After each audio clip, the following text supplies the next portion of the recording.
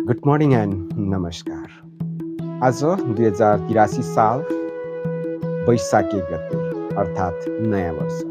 नयाँ वर्षको पावन अवसरमा सम्पूर्ण आफन्तजनहरू, दाजुभाइ दिदीबहिनीहरू, इष्टमित्रहरू, साथी, सङ्गी तथा सम्पूर्ण शिक्षक, अभिभावक र विद्यार्थी भाइ बहिनीहरूमा सुख, शान्ति र समृद्धिको हार्दिक हार्दिक मङ्गलमय शुभकामना व्यक्त गर्न चाहन्छु।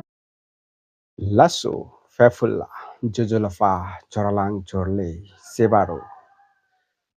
गुड मर्निङ एन्ड नमस्कार। आज 2083 साल वैशाख 1 गते अर्थात् नयाँ वर्ष।